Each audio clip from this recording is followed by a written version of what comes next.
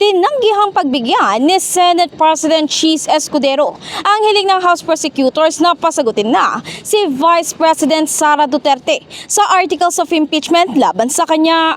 On page 2 of the very motion they filed, Page 2. they quoted the rules of the Senate that said, after the presentation of the articles of impeachment and once the court is convened, the writ of summons shall be issued. Kinote pa nga nila eh.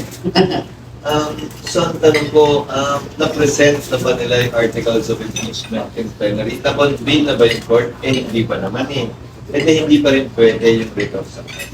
Dagdag pa niya, tulad ng kanyang natutuhan nung bata pa siya ay nag-aalala siya na baka sa kakamadali ay lalong tumagal ang pagsasagawa nito at maaari pa makapagbigay ng armasa na sasakdal upang questionin ang proseso. I would rather be more prudent and more closely faithful to what the law provides than go through these experimental procedures that they would want us to do at this point.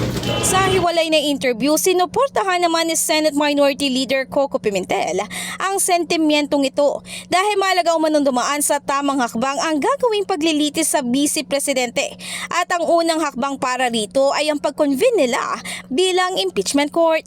Wala naman ding nakikitang mali si Senador Alan Cayetano sa naging paninindigan ni Escudero sa hiling ng prosecutor na pag-i-issue ng writ of summons sa Vice Presidente. Yes, may concerns ang prosecution, but those concerns can be addressed by them to preserve the evidence. Kaya nila yun eh.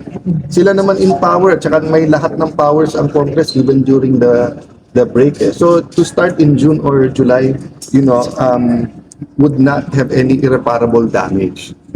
But it will help the nation take these issues in strides. Maaalala sa proposed calendar ni Escudero sa Hulyo o pagkatapos nga ng sona ng Pangulo, nakatakda ang impeachment trial laban sa Vice Presidente.